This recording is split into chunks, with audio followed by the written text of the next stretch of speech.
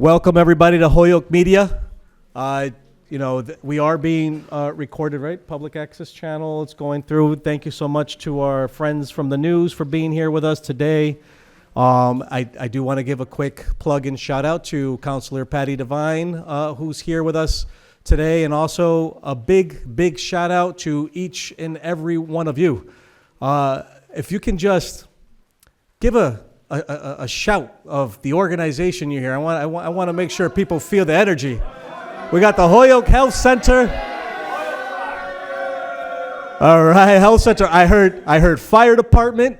Shout out to the fire department. Who else? Holyoke Medical Center is in the house. Tapestry. Wildflower Allowance. Western Mass Corps. We got the Holyoke Police Department in the house. Who else? I heard it over here. The Hannum County Sheriff's Department, our friends from Providence Ministries, welcome. Who else? Choice Recovery Coaching. BHN in the house. Gandara, welcome. Catholic Charities. The Michael J. Diocese Foundation, thank you so much for being here. Shout out to the Michael J. Diocese Foundation. Anybody else? The what? We said the Health Center. We love the Health Center. Thank you for the work that you do here in our community. I knew there was another one. I was waiting for you, Ramona. Everybody knows Ramona from Mass Higher Holyoke? Yeah, Ramona. V-Care's here? Excellent. Welcome, V-Care. Thank you so much for being here with us today. Listen, there's a lot of you that are in this room that play a very important function in our community as we try to navigate the quality of life challenges that go on in our community. And for many of you that have heard me before in different spaces, has heard me say that we are a very compassionate city. And for a very long time, for I think as long as the city was incorporated, compassion does bring quality of life challenges. And I always try to remind people to not allow those challenges forget who we are as human beings, and more importantly, as Hoyokers here in this community, because the idea of community is neighbors taking care of neighbors. And we do our best. And I know that's very hard, especially in today's climate, to understand. I think naturally as human beings, we're very reactionary creatures. Humans, we are very impatient and we want things now. We have this attitude that it's becoming more or less about community and more what's in it for me. And I try my best for as long as I'm in this position is to do what we can to try to get people to understand the greater mission here when we're talking about community development. And that's neighbors looking out for neighbors, helping each other navigate quality of life challenges so that we're creating good quality of life for everybody and not just a selective group of people, because that's not what government does. Government has to look out for the interest of the folks in the community. And so all of you, those that you have heard and we've give shout outs to, thank you so much. I know each and one of your organizations, there's long history. Those that have been around for a very long time, some of you are fairly new and joining the team and the important work that everybody is doing. And what I appreciate about this process that we're about to kick off, and I'm going to hand it over to the team in a minute, being a mayor of Holyoke is like your face is in front of a fire hydrant while it's on, like just all the time. And not all the time do I get an opportunity to connect in a space like this to do the fun stuff, the important stuff that people are doing, because there's so many high-level things going on that expected of me to manage. And so this opportunity, I feel like, is going to finally give me that opportunity to work with each of you in this capacity and try to navigate what we can do within the availability of this important resource. So I was charged with doing an opening introduction. Again, thank you so much. Here in front of you all, and I was making a comment earlier that this is an awkward setup, but it's one that works to help kind of keep things structured. But up here we have the director of the Board of Health, Tim Rivers, and then Alicia Zoller, who's the director of Community Development. And where's Ida? You want to introduce your team? Ladies and gentlemen, Alicia Zoller. Good afternoon, everyone.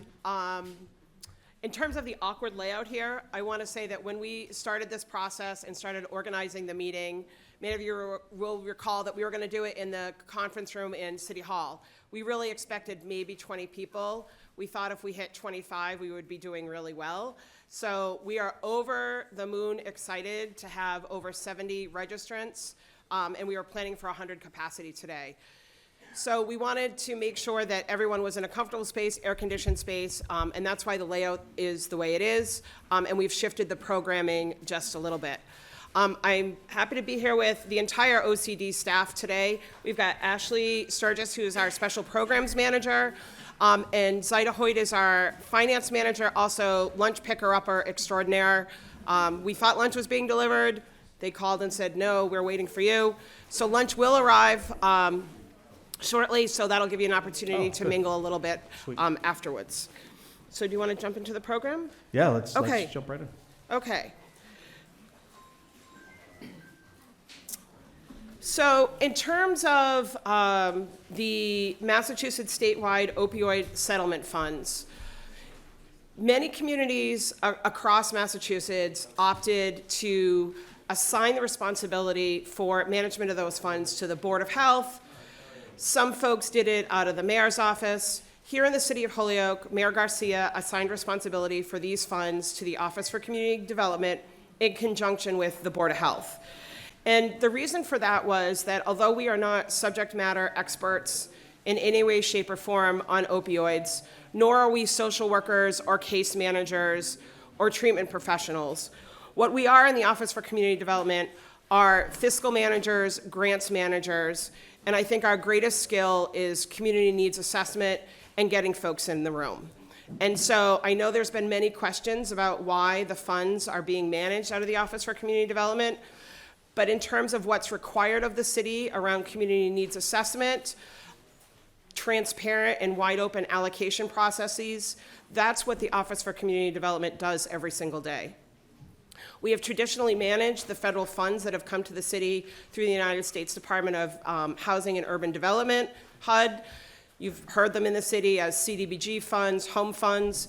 Most recently, we undertook an allocation process and have been administering grants over $40 million that came to the city for COVID recovery through the U.S. Treasury. So from a community needs assessment, from a grant management and an allocation process perspective, it made sense to have those grants in our office. We recognize that the issue of opioids impacts every member of the community, that there is no subset in the city of Holyoke that isn't impacted. We know that we have active users who may be unsheltered, either hidden or visible on our streets. We know that we have residents who are struggling to remain in recovery every day. We have those who are released from incarceration back into the streets of Holyoke. We have older adults who may be addicted as treatment for chronic pain. We have grandparents raising grandchildren after tragic losses of their adult children.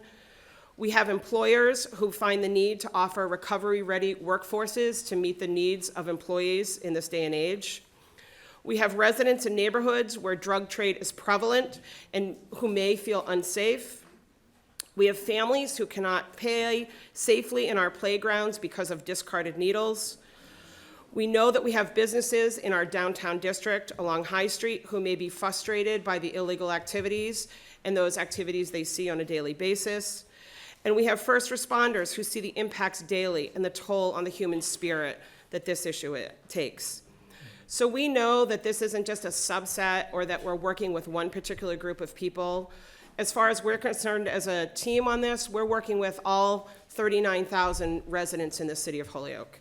And so having you all in the room today, I can see that we're representing as many corners of the city as we possibly can. Finally, from an Office for Community Development work strategy, how we approach our work when we come in every morning, I want you to know that we approach this work, all of our work, with empathy, compassion, and ethics. Those are the three qualities that drive our work on every day. So although we're not subject matters experts in this area, I want you to know that we're bringing our skills in so many other areas. And I want to welcome Zaida came in. Come on and join us, Zaida. Hey, Zaida. So what is the Opioid Settlement Fund? The Massachusetts statewide opioid settlement funds are the result of a national settlement agreement between the Commonwealth and companies from the opioid industry whose actions contributed to the overdose crisis. Investigations conducted by the Massachusetts Attorney General's Office brought to light the egregious actions that these companies committed by knowingly misleading patients and doctors about the addictive nature of opioids, filing suspicious drug orders due to a lack of diversion controls, negligently dispensing opioids, and deploying deceptive marketing campaigns designed to influence providers to prescribe more opioids to more patients for longer periods of time. In total, Massachusetts is expected to receive over $1 billion through the year 2028, of which 40% will be allocated to participating municipalities, of which Holyoke is one, and 60% to the statewide opioid recovery and remediation trust funds. How can those funds be spent? We, the city of Holyoke, have an agreement with the Commonwealth called the State Subdivision Agreement. It can be found on our opioid website, and it prescribes exactly how these opioid funds can be spent. And they are able to be spent on enhancing opioid use disorder treatment, supporting people in treatment and recovery, facilitating connections to care, promoting harm reduction, and addressing the needs of criminal justice involved persons. Zaida, if you want to review, so I should have prefaced all of this by saying that on your chair, you'll find a purple agenda. We like to color code things to make it easier for you all. We have a purple agenda for today. We have a green or gold community partnership survey, if you would take the opportunity to complete that. We ran out of green paper. There's no agenda on why some folks got green and some got gold. We have a white opioid calendar that Ashley will be reviewing. We have information that Tim is going to review about some testing that's currently going underway with wastewater treatment. And then there's also a white sheet that Zaida will review with where we are financially. So I'd turn it over to Zaida and just remind that you have to talk right into the microphone. All right. Can everyone hear me? All right. Okay. Very simply, this sheet it's at the top called the Massachusetts Statewide Opioid Settlement Funds. It's a lookup tool that is on mass.gov. You can go to the link that is posted down below to see this information for yourself online. So over the course of 17 years, the city will be receiving $3,600,000 and change. Through fiscal year 25, we have received $1.15 million.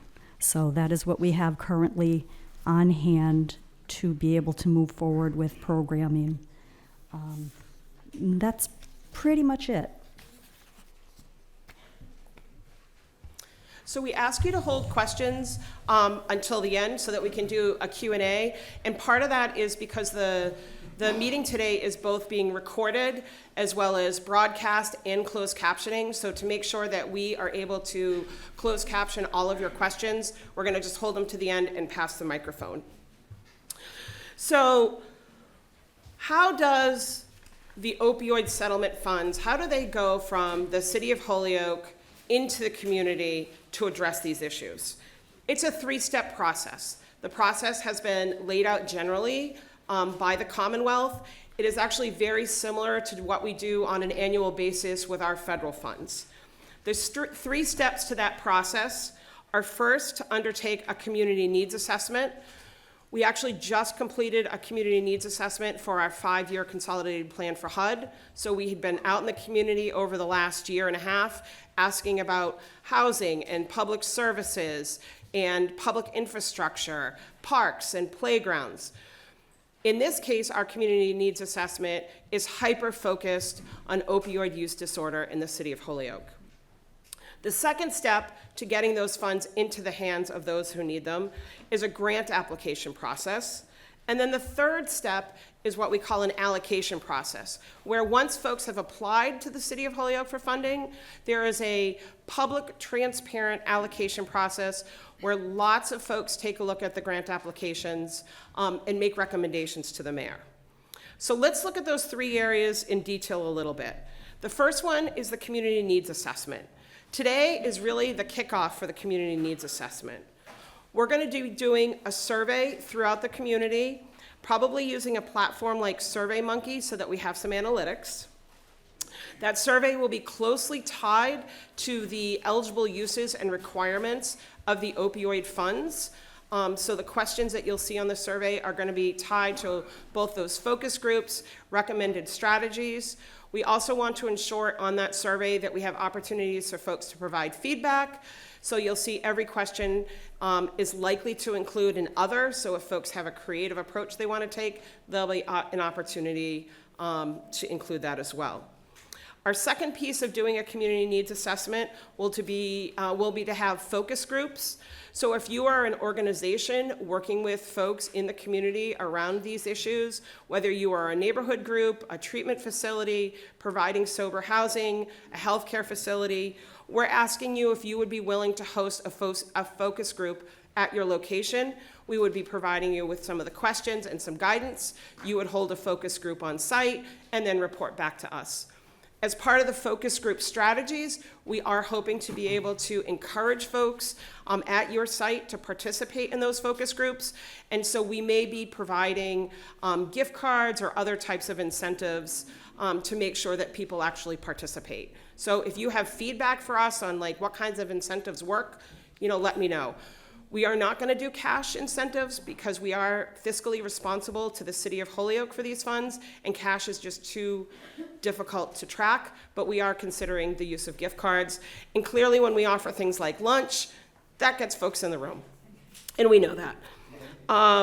We're also going to be asking our community partners if they would be willing to host a community meeting to encourage folks to take the survey, again, to have an information dissemination opportunity as well as get feedback. The state, unlike our federal partners, the state does allow us to use some of this money for food, which is wonderful. We've had great success in getting folks in the room in the past, particularly our unsheltered folks in the community, by doing like boxed breakfast to go with some information fairs. So if your organization is willing to hold a community breakfast or a community dinner, we want to work with you on that. And again, we would be providing the survey materials, the information that we are going to need for that community needs assessment, but asking you to do a little bit of the legwork with people that you work with on a daily basis where you already have those trusted relationships. We also are going to be looking and asking for other forms of data. I had a great conversation with someone from the district court last Thursday and found out that there is already some survey work going on in Holyoke District Court for people who are opioid involved and moving through the judicial system.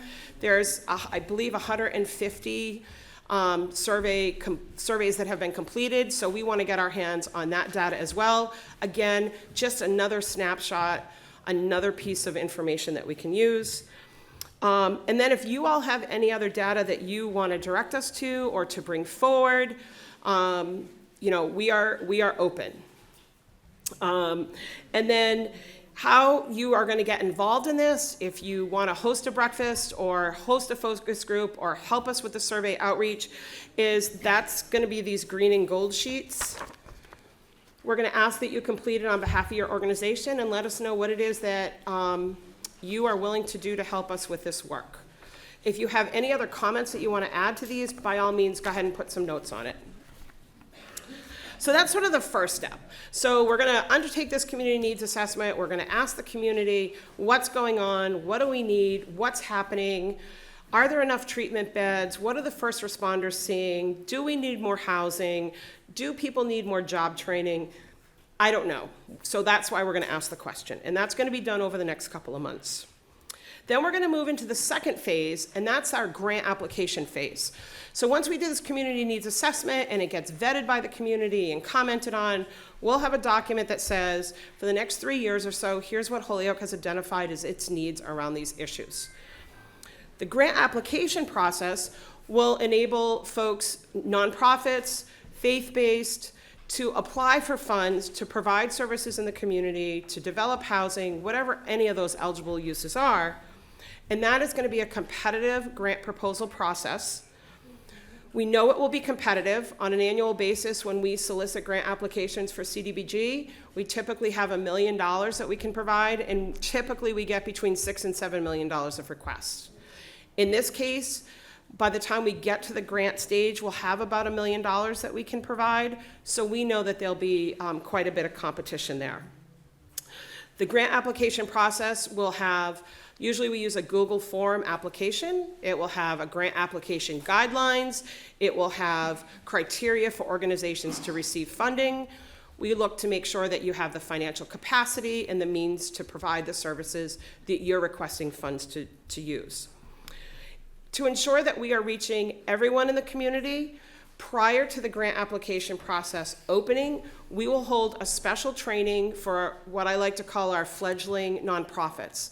You may have a nonprofit with just a small board, you've never managed any kind of government money, you've never received federal funds, but you think you're doing really solid work in the city of Holyoke, and you would like an opportunity to compete for these funds.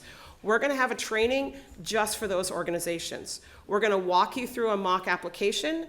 We're going to make sure that if you are not registered properly with the Secretary of State, that you are, that if your finances are not in order, we help put you on a path to getting those finances in order, because we want to build the maximum capacity of our nonprofits here in the city. I can't guarantee that you come to a workshop and you're going to actually make it to application this year, but we want to start building that capacity. We also know that post-COVID, many of our long-standing, solid nonprofits are struggling. They're struggling with staffing, they're struggling with finances, they're struggling with capacity. And so we want to make sure that by providing this training and this support up front, that folks are in a good spot to apply for the funding. Again, we typically use Google Forms. All of that information will be forthcoming. And then finally, we've done our community needs assessment. We've put the grant application out. Folks have applied for funding. We now have what we call an allocation process. And that is a process that is going to produce a series of recommendations that are sent to the mayor for his final allocation. The mayor makes the final decision on who gets opioid funds in the city of Holyoke. I'm going to say that again. The mayor makes the final decision on who gets opioid funds in the city of Holyoke. If the fire department wants to apply for some sort of special training program for first responders, they're going to compete in the process. If a health center wants to apply to have more treatment beds for additional clients, they're going to apply through this process. So anybody that wants to access those opioid funds will apply through the grant process. The only piece that doesn't really apply, because we have to start this process somewhere, is the administration and planning funds, and so we are using a small amount of opioid funds at this point to pay staff time, to pay for events like this. But otherwise, any city department that wants to have a program will also go through the competitive process. So once we get all those applications in, all those applications are going to be available for review publicly. So we like to put that out front. They're available on our website, or if somebody wanted to come in and look at them in the office. And then we're going to have several series of reviewers. The Board of Health, under the direction of Tim, the board of the Board of Health will actually review those applications and make recommendations to the mayor. We are establishing up to a 9-member Citizens Opioid Advisory Group. We are asking anyone in the city of Holyoke who is a resident who would like to review those applications, make recommendations to the mayor, participate in the Citizens Opioid Advisory Group, to go ahead and fill out the form. We're also going to do a form online. We'll do a press release about this. We're going to have up to 9 members. Those folks will be charged with sitting around the table, reviewing the grant applications, again, making recommendations to the mayor. When we think about who we want on the Citizens Opioid Advisory Committee, we want folks who are actively using, we want folks who are in recovery, we want folks who are grieving, we want folks who may find themselves in a life situation that is opioid related, a grandparent raising a grandchild. Other folks who will review and make recommendations to the mayor, the Development and Government Relations Committee of the City Council. The City Council is a full body. OCD staff review and make recommendations to the mayor. And then finally, the mayor, usually somewhere through the process, he'll put out sort of preliminary recommendations so people can get a sense of what he might be looking at. And then again, after he's reviewed the Board of Health, the Citizens at Opioid Advisory Group, DGR, City Council, OCD staff, and all of the public comment that has come in, because these applications are posted online, they're made available, folks can write in and say, you know, the community needs assessment says this, but I really think that we should be funding this proposal because at this point in time, these folks are doing great work. He takes that all into account and he makes the final recommendations. Mayor, do you want to touch on that at all? Yes, and thank you so much, Alicia. I've been through this before with other grant resources, Community Development Block Grant, similar process, ARPA money, similar process. And there's a recurring theme that happens all the time. Everybody wants to meet with the mayor. Everybody wants to meet with the mayor. You know, so I want to encourage, always feel free to reach out. Never feel like you can't reach out to the mayor. But also understand that if we're talking about this process, I stay completely out of it until it comes to me. I really want these different groups to have an opportunity to go in there and do their own, between the advisory committee, the Board of Health, the City Council, allow those groups to have those conversations, do their reviews, come up with their recommendations without the mayor. You know, this position, believe it or not, when the mayor steps in the room, it carries a lot of weight and it influences. I don't want that to happen in this process. So if you can, I encourage you, if you're applying competitively, you know, you can reach out. If it's about the process, I probably won't schedule that meeting and have that conversation. Coming near end, I probably still won't, unless I reach out to you and I have questions.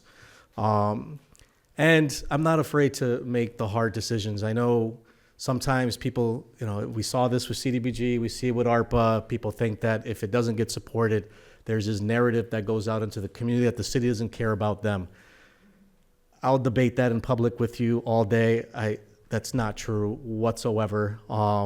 And you know, I know how important the work is. Understand that what's not fair in this whole process is that we're only getting sprinkles and we're making all of you compete for peanuts, when really, personally, I think the federal and state government should be doing way more to fully fund all your needs so that, you know, because the city of Holyoke, obviously, we've been a good partner, being the compassionate city, taking care of Massachusetts problems. We're on overdrive right now, and it's affecting neighborhoods. It's affecting the people we're trying to help. It's affecting the workers. It affects every level of government and neighborhoods. You know, it's complicated. It's a very complicated situation that we're all in. But also, I'm a very process-oriented guy, very focused, data-driven guy.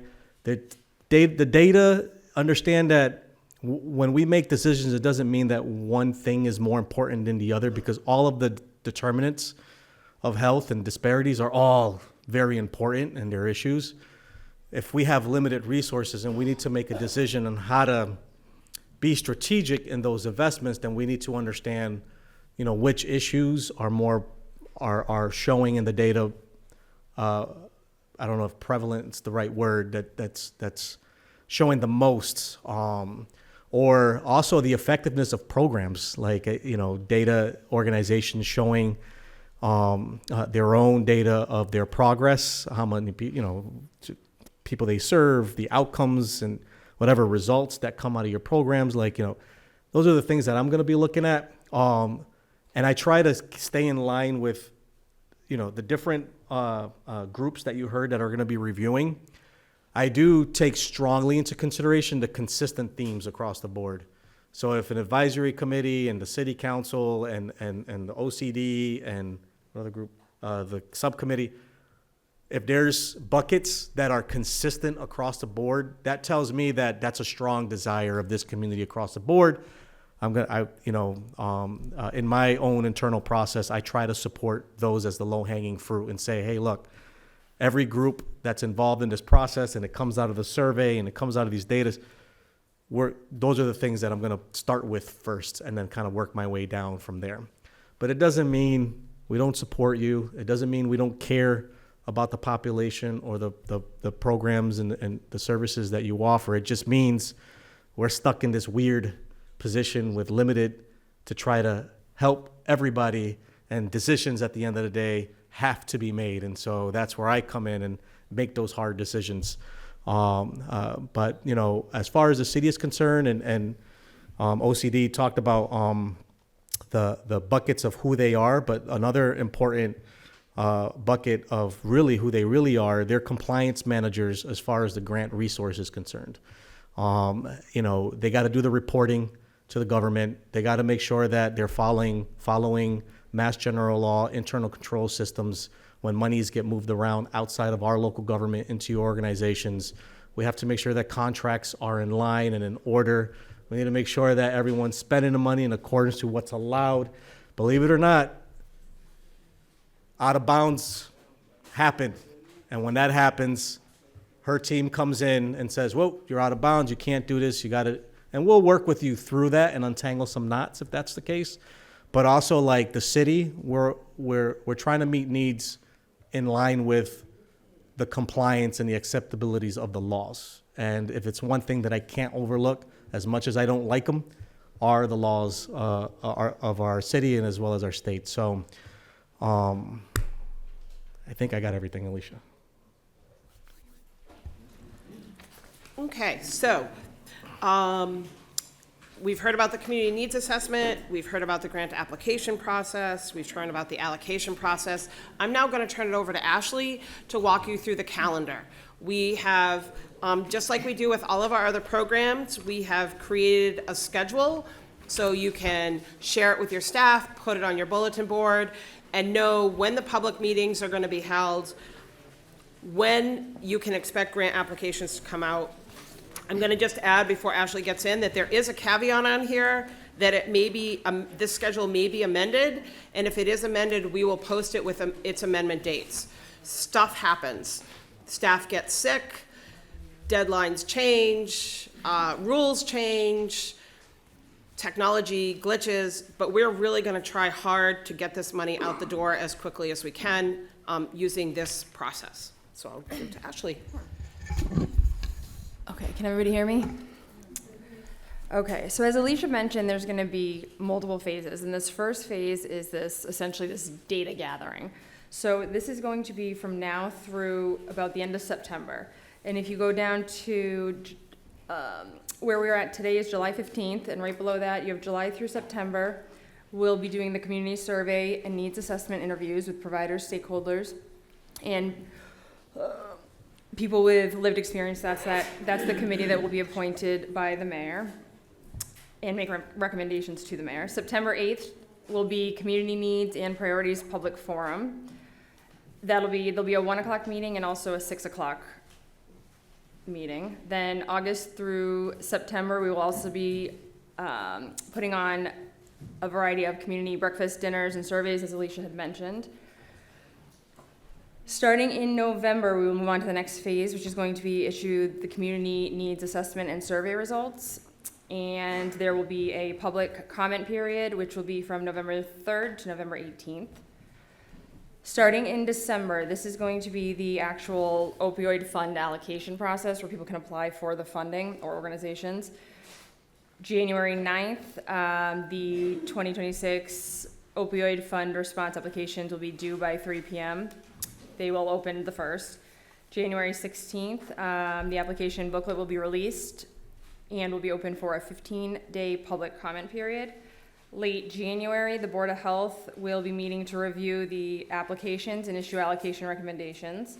Late January, DGR committee meeting will be to issue the 2026 allocation recommendations to the mayor.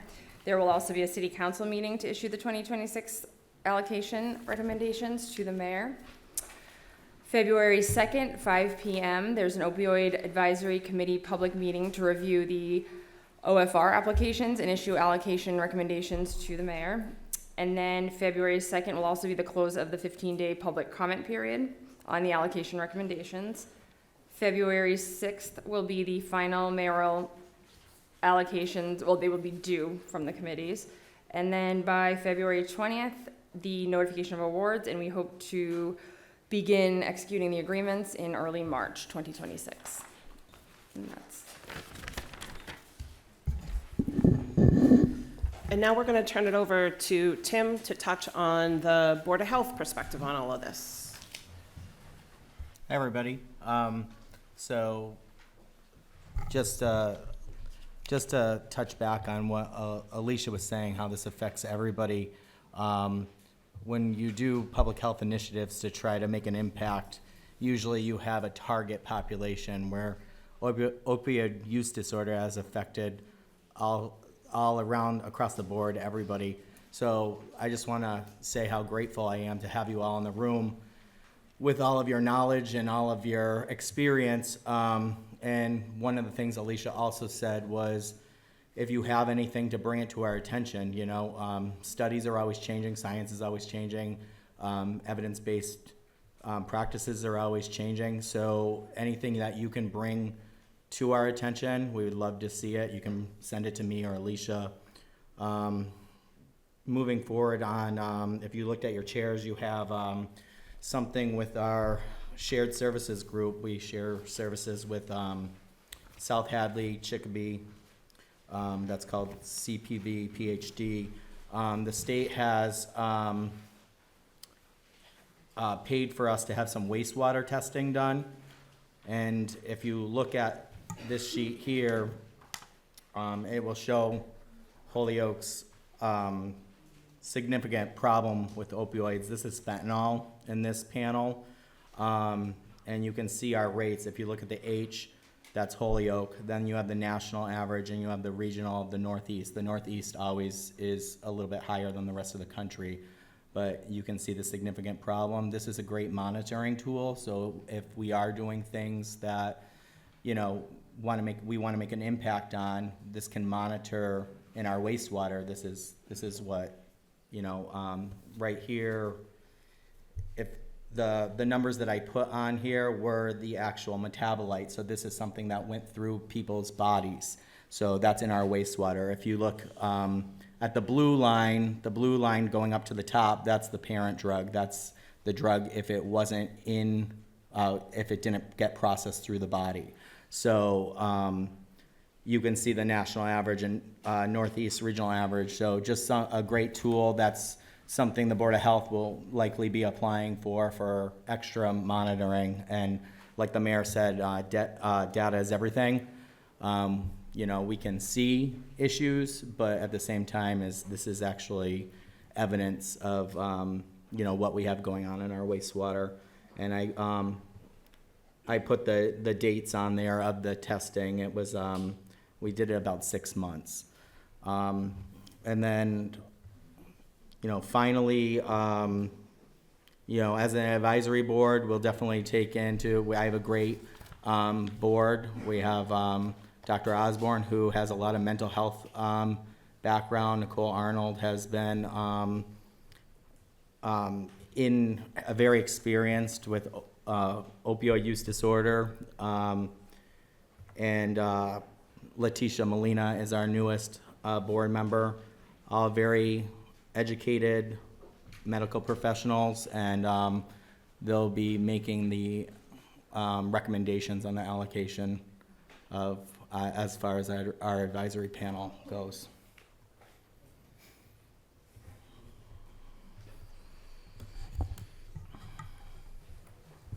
So at this moment, we're gonna do Q&A, but there is a microphone that Polo from the Board of Health has.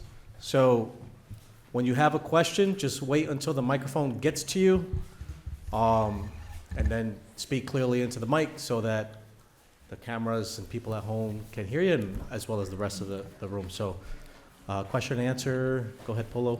And please take the opportunity to fill out the survey forms, and when you've got it all filled out at the end of the program, you can just leave them on the front table with us. And also, so at 12:55, I gotta race back to the office. So if there's still Q&A going on, and, I'm gonna sneak out, but I just wanna be respectful and make that announcement ahead of time. Hi, it's on. Okay, cool. Hi, Maria Quinn from Holyoke Medical Center, nurse practitioner. Hi. So I think for me, it's a little bit more of a comment, I guess I would say. In terms of the word competitive, I feel like that would put us, I think, against agency, which I guess looking at funds, it works that way. However, having worked collaboratively with Holyoke previously on the Healing Community Study in particular, that Holyoke was a funded community here in 2020. And it was money that was allocated to various agencies, and we all worked together. We knew how much money was there, and we all worked together in terms of putting interventions in place. That is how the OTP, the Opioid Treatment Program, or Methadone Clinic, BHN, was opened on Maple Street. Money went towards the Holyoke District Court. Money came to the hospital. Money went to Tapestry. Money went to Gandara, Hope for Holyoke. That's how we got a van for transportation. So I think for me, my point is saying that we can collaborate for this, and we should, we're all working for the same community. So really meeting together in some capacity and not feeling like it is really one against the other. That's all. Thank you so much. That's a very good point. Cross collaboration between agencies, finding those opportunities for that's a really good approach for sure.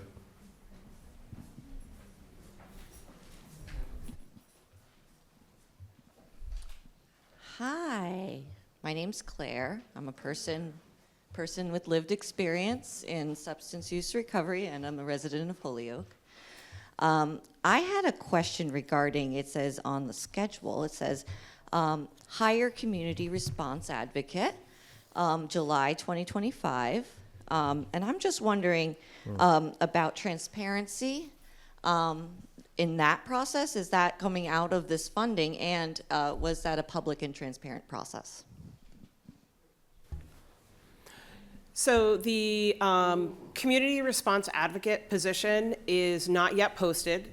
It will be posted, just like all of the City of Holyoke positions that we hire for. So that posting will be made hopefully in the coming weeks. We're still tweaking the job description because the funding for that position is actually coming from two very different funding pools. And the hopes of that position are to address two sets of issues, but where they overlap. So it makes sense to have one person. And so that position is forthcoming. And, sorry, go ahead. Yep. Please tell me about these funding pools. That was part of the question. Sure. So the funding pools, the first funding pool will be through the opioid settlement funds, and then the other funding pool is we're hoping to use Home ARP, which is a HUD grant that we received for doing work around chronic homelessness, unsheltered, housing stability work, that sort of thing. So one of the things that we're still trying to do is to match up the job description with the programming requirements, and that's just taking a lot of extra time. And to add to that position, whoever gets hired will be an employee of the City of Holyoke. And so a lot of times what happens is, you got everyone that are, different meetings and initiatives and that are going on to help the populations we're trying to serve in this area that we're talking about. And so I don't have staff, the only staff I have is the Board of Health Director, Alicia from Community, and this is beyond their scope of their what they're hired to do as far as their department's concerned. And so what we're trying to figure out is that position is going to help close the gap a little better to establish a stronger connection between the organizations out there doing the work and the city of Holyoke. And that person is going to be like the liaison that's going to help filter information through the appropriate departments, whether if it's a building department, an absent landlord, building commissioner, if it's a public health issue or concern, if it's a public safety concern with PD, that person will be the function that helps better facilitate that on behalf of City of Holyoke with all of you. Thank you. And how has that decision to use the opioid disbursement funds to fund that position been public and transparent? So the city of Holyoke is allowed to use some of the opioid funds for administration and planning. And so as that position gets geared up, that person is going to be working on the program side in actually administering these grants. And then that position will as the program gets up and operating, that position will move more over to a service delivery model. And so for the next few months, it will be paid through admin and planning. And then we would put an application in the Office for Community Development to transfer that position over to more of a service delivery. So you would probably see an application. I expect at this point you'll see an application from the Office for Community Development to move that position away from admin and planning and into service delivery. But we're still trying to figure that piece out. Because like I said, the position is co-funded through 2 funding sources. And so just trying to get those to line up between what HUD wants and what this program requires, as well as what we need in the city government to address the concerns around housing and opioids. Should be a person with lived experience. Want to pass the microphone to the gentleman?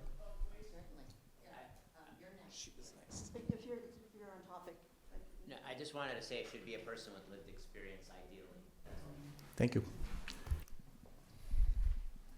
I'm Elizabeth, and my question is that I want to know how a resident is defined, especially given that there isn't shelter space in Holyoke.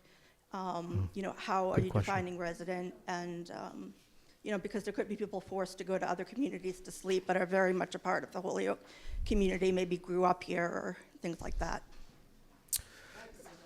That's a very good question, and I'll let Leisha answer, but just to, I have some immediate thoughts, because obviously, they're moving targets, right? And we do what we can to get close to our targets of what we're trying to achieve. So you're talking about on the advisory committee, somebody with lived experience, how would they? So those are things that I think we need to continue to evaluate and figure out and make sure that we're staying true to that. But also being on this committee, because you're not on the committee doesn't mean that you're not represented either. Like this group, ideally between all the work we'll be doing with the hardest part of government is also the most important, but it's also the hardest is that community outreach, making sure that we're getting so that's why this process is the way that it is, because we got to get those groups and the different voices, the different complexities that exist out there, while also, making sure that those that are doing the evaluating, we're aligning those to the best that we're able to. Is it going to be perfect? Probably not, but we need to be mindful on the challenges and making sure that we're doing what we can to be sure that the voices are represented. Would it make sense then to perhaps, set aside a certain number of seats for people with lived experience rather than secondhand experience? Or Yeah, I'll pass that on to Alicia. So we were trying to, we're gonna try to have 9, we want to fill 9 seats.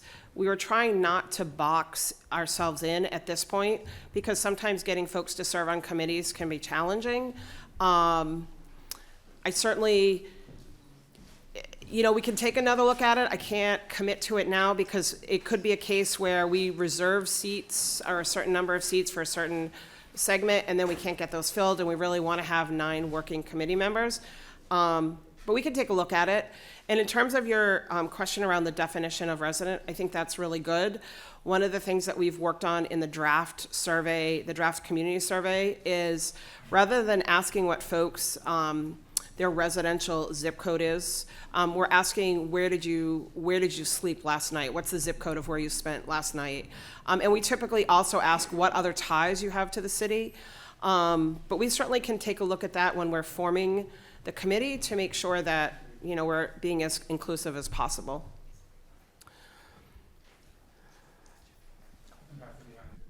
A follow-up to her question. I'm also here on behalf of the City of Greenfield as part of the passage of our commission that included people with lived and living experience. So what is your strategy? Because I just heard what you just said about, potential, because you really don't know, about our people. I'm a person with lived experience, that this is what we do. Service is what we do to our community. So I would encourage you not to underestimate anybody here that wants to serve on this committee. Thank you. So please make sure that,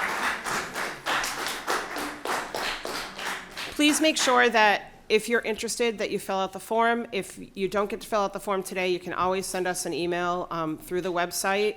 All of the folks that are interested, all of those names and information will be forwarded to the mayor. I'm hoping that we have a pool greater than 9 to select from. That would be ideal. But we also recognize that, folks committing to a process like that can be challenging. Hi, my name is Erica Hensel. I'm with the Attorney General's office. I have a comment and a question.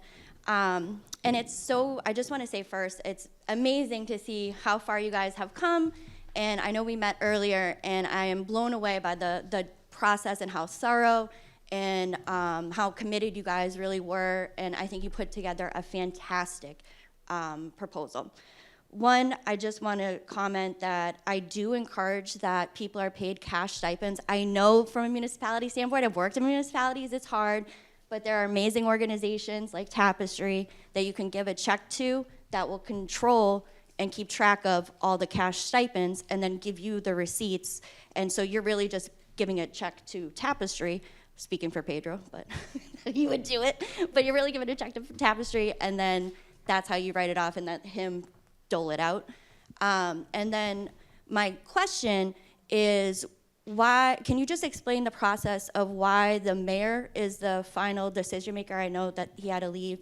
Sarah Hearn put together an amazing ordinance in Greenfield, and that ordinance gives control of the people that are a part of that group, complete control over how the funds are going to be spent. Springfield did a similar process, and their advisory council were the ones that had ultimate determination. So I'm just wondering where that came from and how much control and power this advisory council with people with lived history like myself are going to be in there, or are they just there to be there to check a box? Not to say you are. No, first of all, thank you for the compliment. We really did and have buckled down to try to build the program. We're getting there. It was a slow start, but we are getting there. You did a great job. You really did. Thank you. In terms of why the mayor makes the final decisions, we did model this program after our other funds that have come into the city. So whether that's CDBG, Home, ARPA, those processes, those fiscal policies, those procedures are already baked into our everyday, how we operate and our setup. And so to get things off the ground quickly and get this moving, that was the process that we adopted. I think also from a financial management perspective, the buck has to stop here somewhere. And so the mayor he is the chief elected official in this city and has the authority over the funds. So I will say that the other recommenders, the other reviewers, it's not just simply to check a box. That we work with those other committees, whether it's through ARPA or through CDBG. OCD staff work with those committees. They produce funding recommendation memos. It's not simply a spreadsheet that goes to the mayor. There is thought and analysis, and the mayor is provided with that information. So it's really, I want it to be, I hope it is, it seems to work well on the CDBG and ARPA side, that it's not just checking a box, that those are thoughtful, considerations that are made, and that when the mayor gets the recommendations, they are accompanied by details on why funding levels are where they're suggested, why some agencies are funded and some are not. So that's how Holyoke has opted to do it. I just want to add, as a suggestion based off of what Maria Quinn said, just combining them all. The mayor sits at the table with everybody, and y'all just go through it like that. Just a suggestion.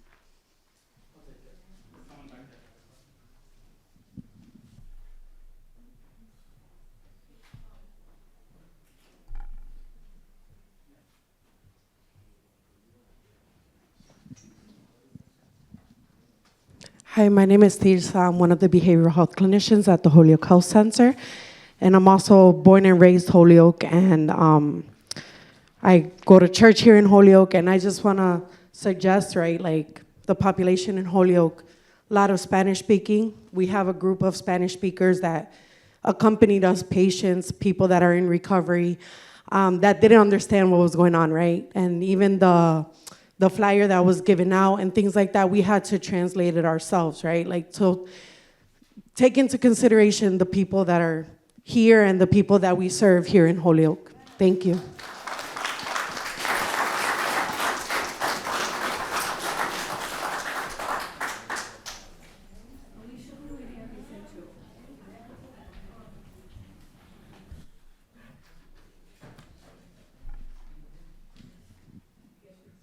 Hi, I just want to say my name is Julio Rivera, and I'm happy to be in an organization that's called Math Health. They're a very, very good organization. They help us in recovery every day by day. I'm happy to be with them, because without them, this program wouldn't be anywhere. This group represents us, and we represent them. So I'm very happy, and I'm praying that we do get that funding, because we have a good staff, and without them, we won't have nowhere to go. You know, so I'm really, really praying, and I'm hoping that you guys really pull for us, because we really could use your help.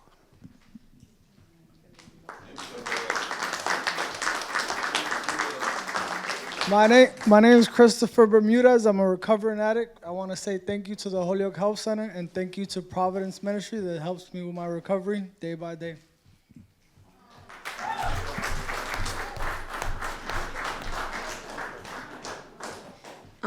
So I just want to say thank you to everyone here and for this event. I don't know if it was named earlier, but part of the mandate of these funds is that they come from the decisions and the experience of people with lived and living experience. So if it is determined that these funds did not come from those folks, then they can be taken away. So respectfully, I appreciate the effort with, you know, the infographic about wastewater treatment, but folks are not just statistics. Like, these are people's lives. This is about saving lives, keeping people alive and safe. It is not about pushing people in one direction or another. It's about us all working together. So I just want to name that. Like, those are important things to remember. And like, harm reduction saves lives. Like, recovery saves lives. Like, spaces that offer, that meet people where they are. And so I just really want to encourage the city, the mayor, the employees, that like, if you really care about this, if you are really about upholding the mandate, then your door should be open to talking to people and like building those relationships. And that's it.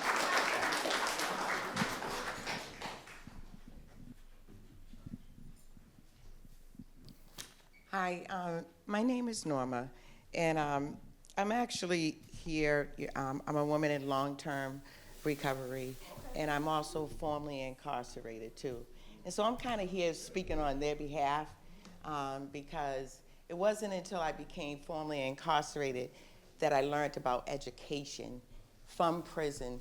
So I kind of just don't want them to be forgotten up there, because I truly believe that education in a prison is very important.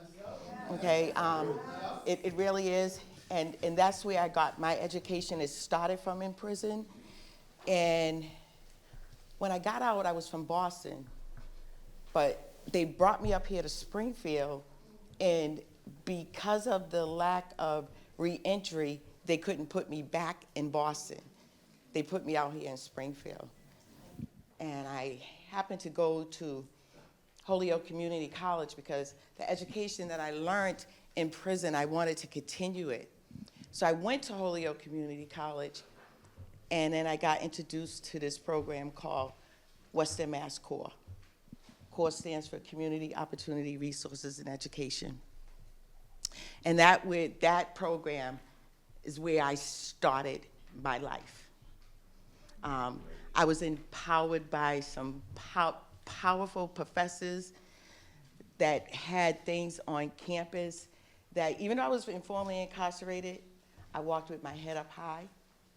I had professors that encouraged me to raise my hands because, I was a substance use person.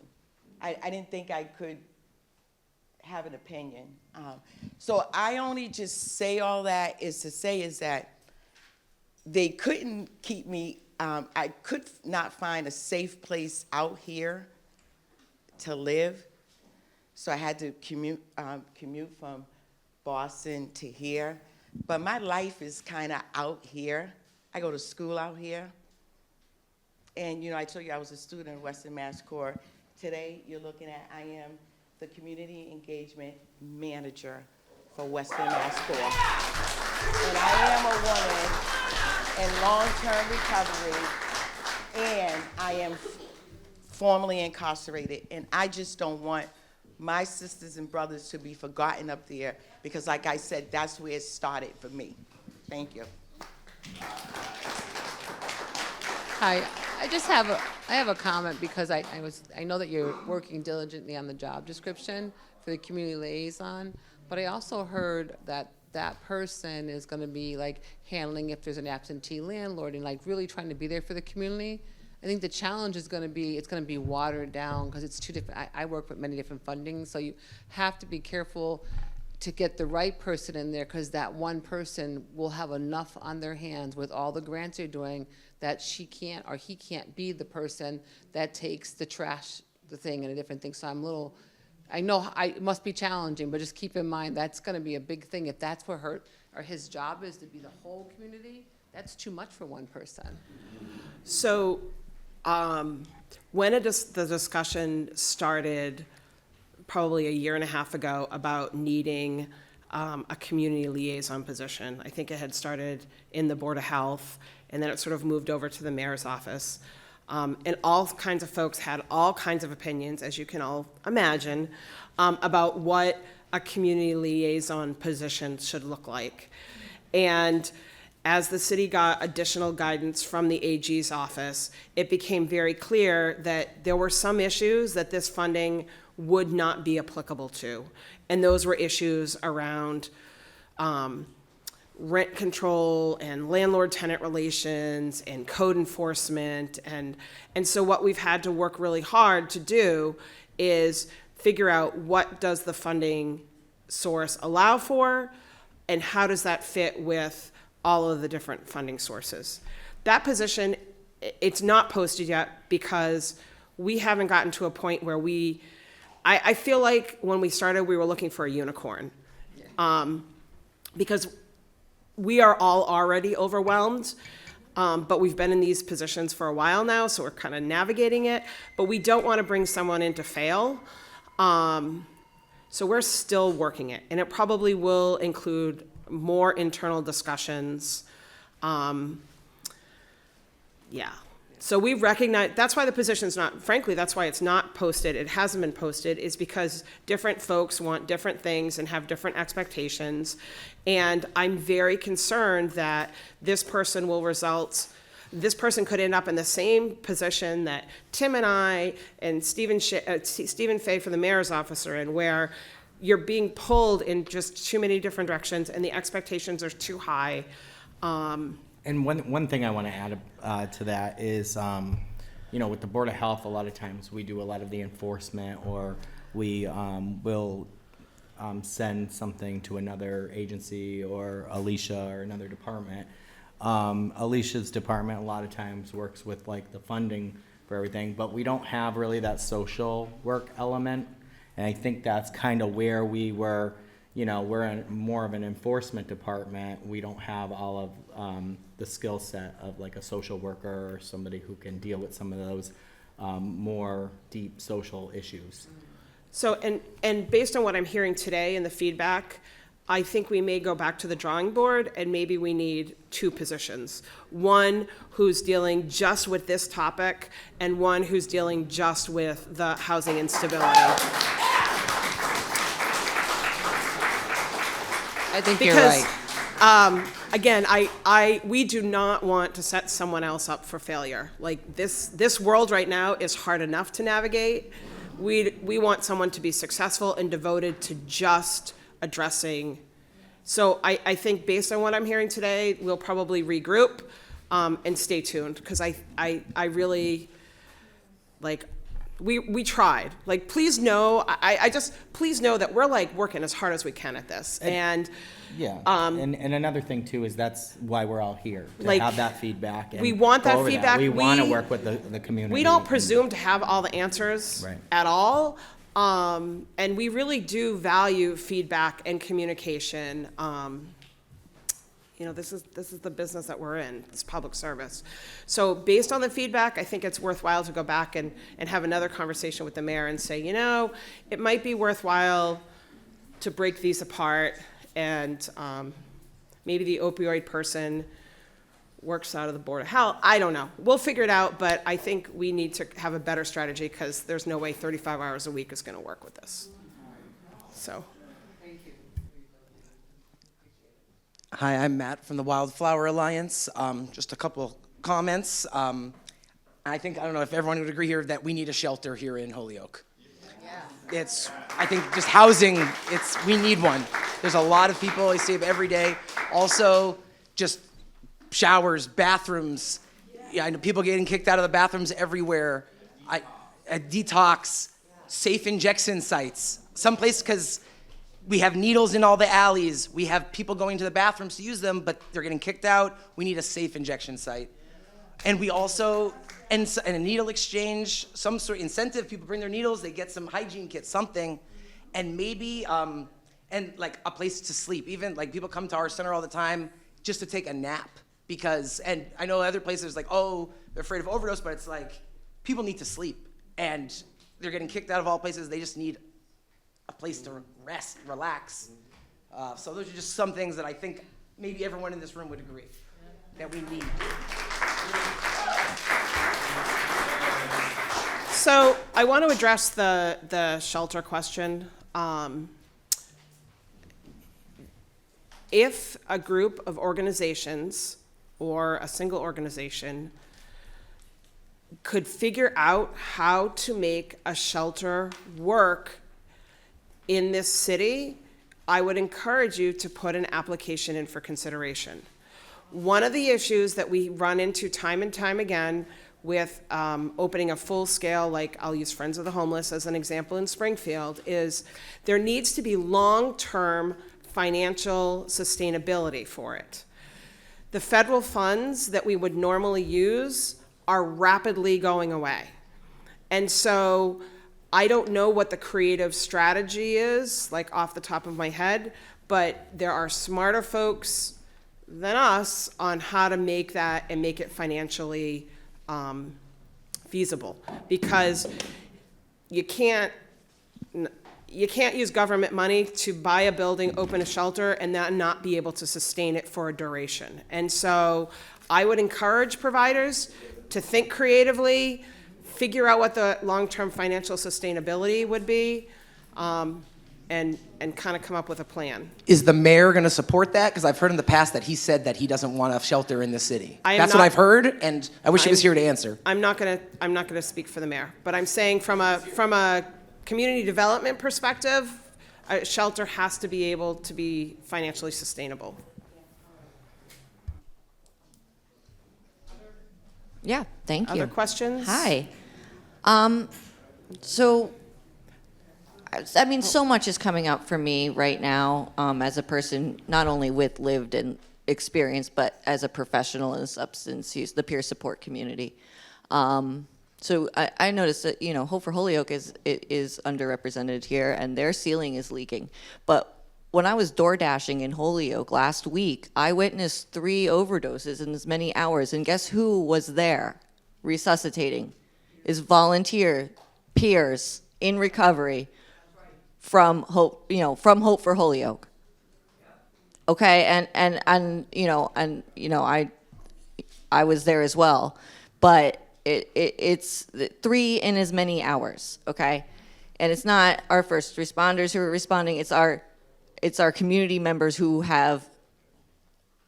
are the embodiment of that experience because they've been there. And I recognize that this money is a pittance up against the need. And I recognize how hard everybody is working. But I also know that Massachusetts Organization for Addiction Recovery has reached out to Holyoke and said, hey, do you need assistance in this? BSAS has reached out to the city of Holyoke and said, do you need assistance in getting this process started? And the answer was, no thanks, we're all set. And here we are with an enormous need. And it feels, so while I recognize how hard everybody is working, people are dying. So I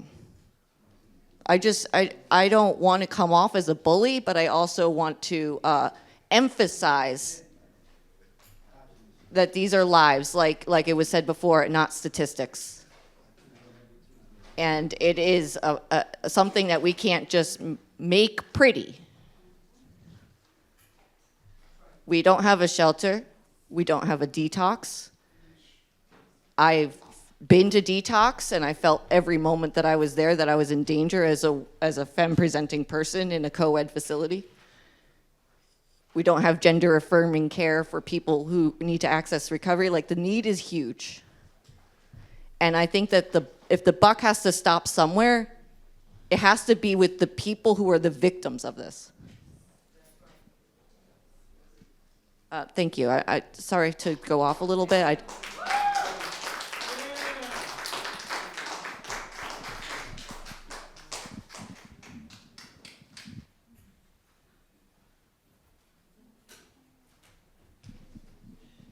Good afternoon, everyone. My name is Joanna, and I would like to have a round of applause for Hope for Holyoke, the amazing work they're doing. Holyoke Health Center, sorry. I'm a year and 1 month sober. The program has reached out and helped so many ways, and I appreciate everything they do for us and everybody that's on the street. Thank you.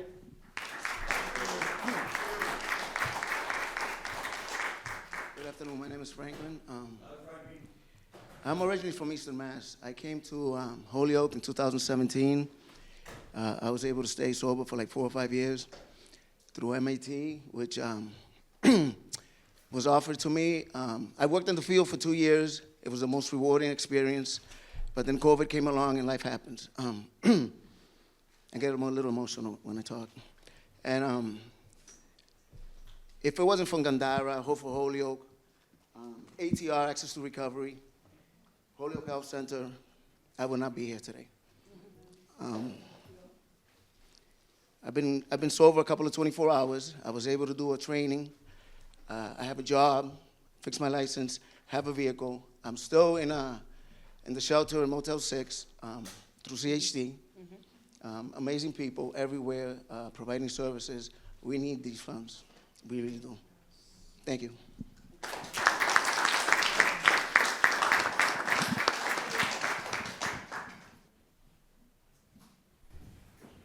Anyone else?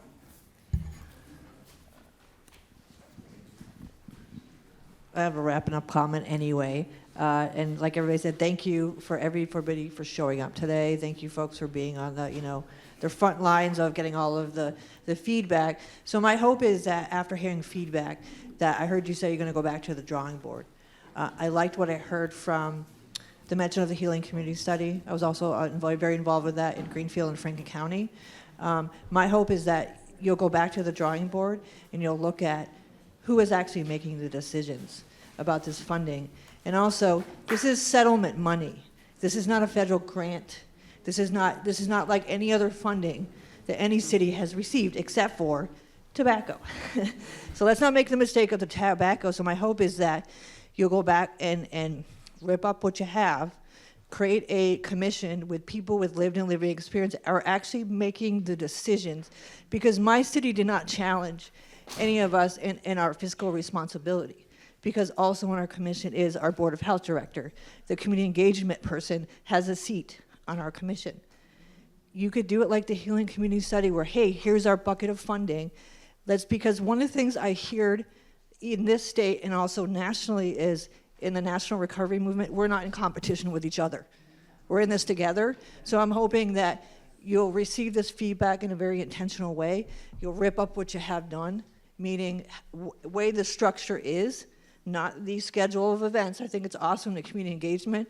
I'm actually going to bring this to the city when our commission is voted in, which will be tomorrow evening. So we will be appointed to the commission officially tomorrow evening. We're going to look at this because we're looking at Springfields, we're looking at Holyokes. We're trying to see, okay, what are pieces of other municipalities that maybe we can adopt that's fair-minded, right? So don't make people compete for each other, because we're all doing the work and we're all supporting the same people, right? The people that we want to live. So thank you for showing up. Thank you for hearing me. And I hope that I'm going to keep my ear to the ground on this process, because we have a footprint here at Trust Recovery in all of Massachusetts, but mainly in Western Mass. So I look forward to seeing what y'all come up with. Thank you. Thank you.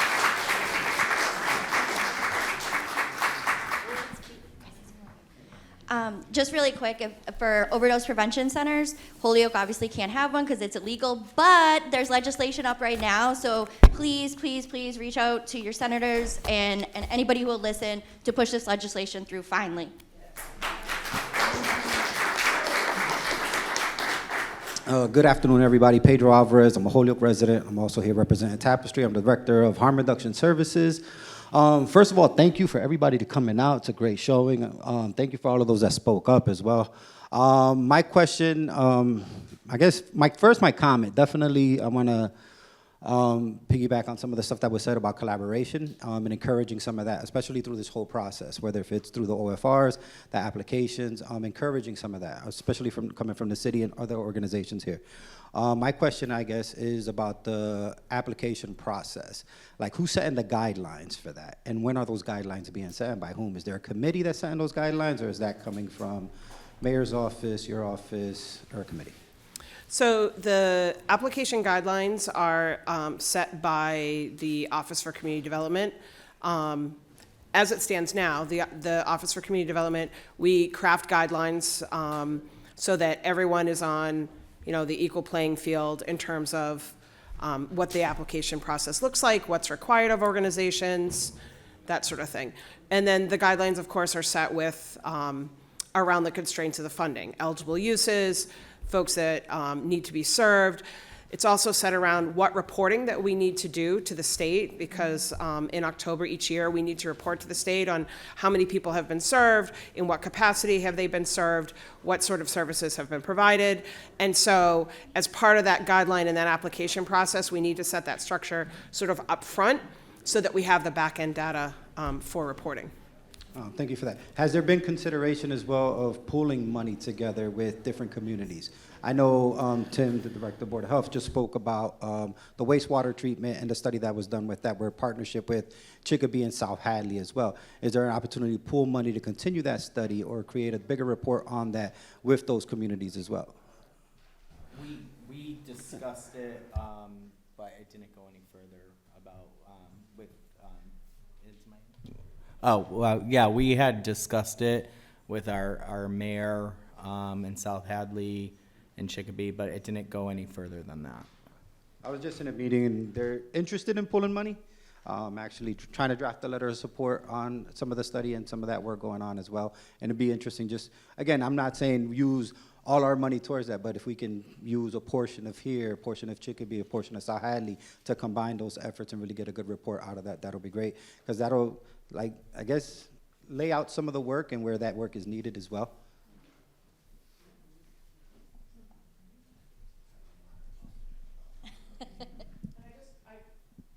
I just want to acknowledge that we have Counselor Izzy Rivera in the room as well. You snuck in and you were sitting back there.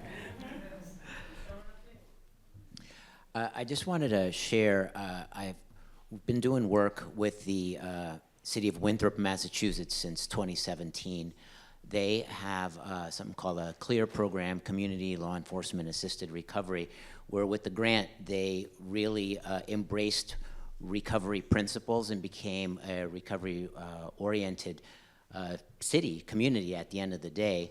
Fast forward 8 years, they have 4 law enforcement officers that are recovery allies and support folks in the community. They have a social worker, and they have a huge team now. The actual town have created 2 full-time positions for recovery coaches that go around and support folks that they come in contact with. Again, it's called CLEAR, Winthrop, Massachusetts. They're one of 8 mentor sites nationally that places from all other parts of the country come and look at what they do, and they have saved hundreds of thousands of dollars in town and city, municipality funds because of the lessened use of, ambulance, first responders, et cetera, that funds, their program, which continues to grow. So I just wanted to share that with you all, to think of becoming a recovery-oriented system and just look at what Winthrop, Mass. Is doing in the Department of Health there. And thank you so much for all of your time. I guess. So I'm Israel Rivera. I'm also a city councilor. Patty's here with us too as well. I'm sure they introduced her earlier. I want to say thank you to all of you guys that came and spoke out, especially the ones in recovery. I personally know what that's like, and just watching and seeing a lot of you grow, because I've seen a lot of you guys my whole life. You know who I'm talking to. It's awesome. It's awesome that you're here and that you're awesome in this space. I'm also formerly incarcerated, and I'm usually in these spaces alone. So it's great to have all of you guys in this space with me too as well, so that you guys can speak your truths. Thank you guys all for coming, and I gotta go. And I'm sorry for coming late.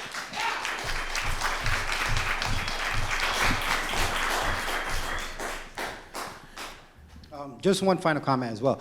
I'm just throwing it out there as well, because as this process gets going, and we're looking for January for everything kind of get out there and funds distributed. I don't know if you guys are aware, but there's opportunities through RISE where we can have matching grant offers in communities. I was part of the process in East Hampton, Northampton, and Amherst, where they combined money. And actually RISE was able to match their offers as well. So kind of doubled what they were putting into the community to really expand some of that collaboration and outreach and work that's being done in Hampshire County as well. They're ongoing. All righty, I think we are at 1:32. So I really, again, thank you all for coming. Please stay and have some lunch. I think we've got pizza for like 100 out there. There's still a lot of pizza out there, there's so make lots sure of you grab pizza. some on the way out and sign in, please. And we will take what we've heard today and consider it. And don't forget to leave your surveys. yeah, leave your surveys with us at the front table. Thank you, everybody.